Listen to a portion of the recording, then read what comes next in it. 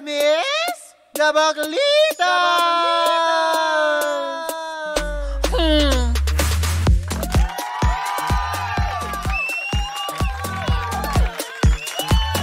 I'm back! Balakubak, sabi ni Gandang Kara. Pero ako, I'm back! Bakla. Back naman talaga ang bakla. Muli nagbabalik ang inyong kasalo sa pananghaliang chismisan na si Tita Cora. Dito pa rin sa number 106.7 Energy FM. Pangga, wag mong sabihin radyo, sabihin mo. At sa ngalan ng aking partner na si Kapitana Sisa na ngayon ay nandyan sa Subic, pabalik na siya na Maynila. Hinihintay ko na lamang siya dahil ako'y naghihintay kung meron siyang daladalang pasalubong. Na alam ko namang wala pero baka naman. Sa ngalan ng aking partner na si Kapitana Sisa, ito ang Baklitas! Woo! Woo! Diba? Parang dog naman yung pag-wow. Ayan, batiin ko lang muna bago tayo magpatuloy ng chismisan. Ang lahat ng mga nakikinig dyan sa may Pretil. Mga taga-Pretil, mag-ingay! Siyempre, batiin rin natin ang ating mga pangga na ngayon ay nakatutok sa atin via FB Live sa ating page ng Energy FM. Ayan, hello po sa inyong lahat. Sa lahat ng ating mga pangga na ang tawag natin ay Team Replay. Dahil tayo po ay mapapanood pa rin itong episode na ito ay mapapanood mamaya sa YouTube channel ng Energy FM. Kaya i-like and share nyo na to at i-follow nyo na din ang aming mga social media account. Batiin ko lang din na nakatutok sa atin ngayon si Kuya Obet at si Chang Ami. Diyan sa may Pandakan. Ang Hernandez Bake Shop, syempre nakatutok. Yan.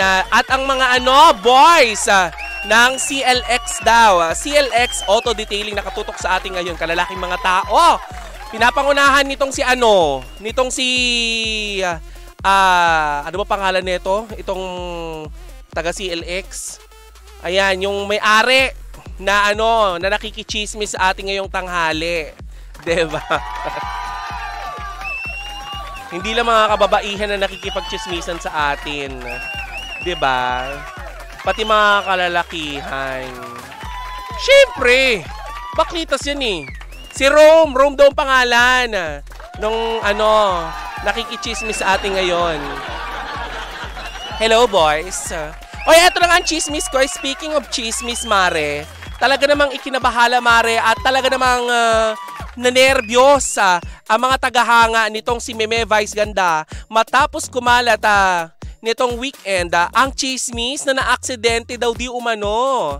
Itong host actress, ayan, si Meme Vice Ganda, na-aksidente daw di umano dito sa may Kamuning, Quezon City. Katipunan. Kamuning, ano ba yan? Ayan hello sa mga taga-Kamuning. May nagpapabati kasi taga-Kamuning. Ayan, Katipunan, Quezon City. Na-involve itong sasakyan ni Meme Vice Ganda na, na Chevy Suburban sa isang aksidente dahil inararo di umano.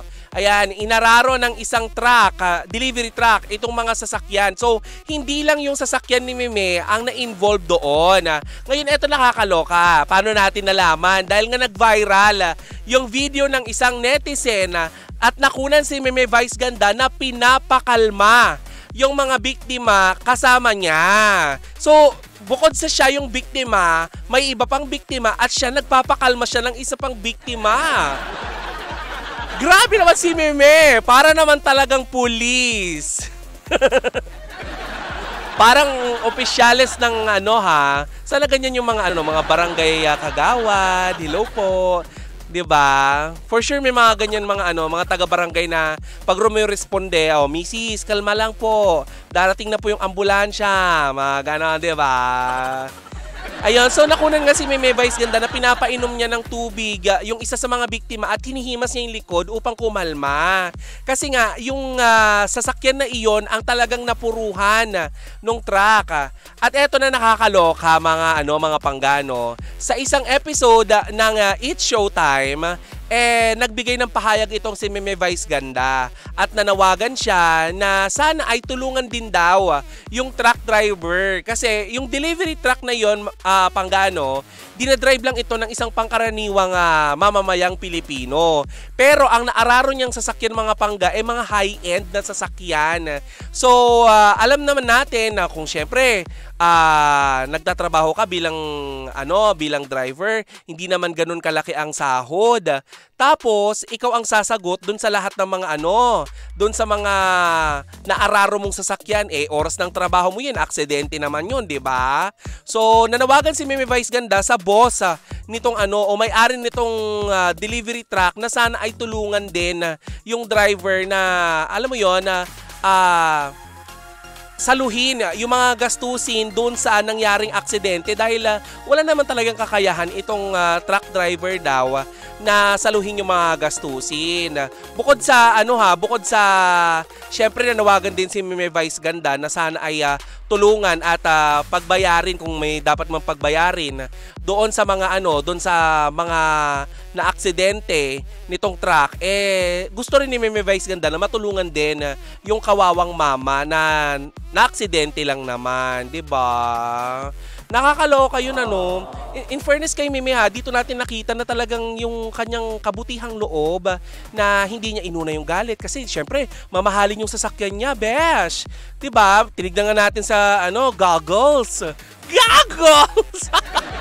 Tinignan natin sa Google kung magkano yung sasakyan, medyo mamahalin kasi Chevy Suburban, 'di ba? So, mga milyon-milyon ang halaga nito. So, yung pagpapagawa dito, hindi rin naman biro. Kaya naman nanawagan si Meme Vice Ganda doon sa may-ari ng truck na sana ay tulungan din yung mamang driver na naka-aksidente sa pagsagot doon sa pagbayad doon sa mga na-aksidente nitong mga sasakyan. 4 yun, besh! Diyos ko, nakakaloka. But anyway, ligtas naman si Meme Vice Ganda at nanawagan siya sa kanyang mga fans na sana ay wag nang magkalat na mga ikalat na siya ay nawala or nasa critical na kalagayan dahil ligtas po si Meme. Ni isang galos ay wala naman siyang natamo. Sabi nga niya pag hahambing nga niya parang may sumabog daw sa likuran ng sasakyan niya. Pero dahil sobrang tibay nung sasakyan niya, hindi naman daw siya naalog-alog as in nawindang-windang sa loob ng kanyang sasakyan. Makabili nga ng ganyang sasakyan bukas. Parang gusto ko ng ganyang sasakyan, 6 agad. 6 na panaginip na lang. Kaya ko nang kunin yung sasakyan na yan. Diyos ko, kahit siguro ibenta ko yung yung atay ko. Parang hindi tayo makakabili ng ganung sasakyan. Napakamahal. Diba? But anyway, ipinagdarasal pa rin natin, syempre ang laging kaligtasan nitong si Meme Vice Ganda at bilang member ng LGBTQ, tayo ay natutuwa na itong si Meme Vice Ganda ay nakaligtas sa nasabing aksidente.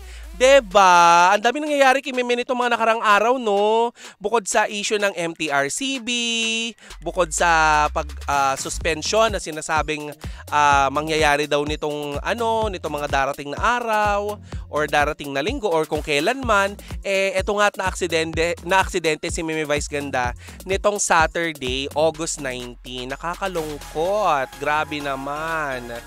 Ay nako Meme, mag-ingat ka ha. Hindi namin afford na may mangyaring masama sa iyo. Kailangan namin ng mga kagaya mo na talagang nagpapasaya sa mga madlang people, 'di ba? O yan na, walang nangyaring masama kay Meme. Kumalma kayo. Buhay na buhay ang Meme. Pero Pangga, maraming salamat sa inyong pagsama sa akin ngayong umaga ha. Bukas kasama na natin si Kapitana Sisa, ha?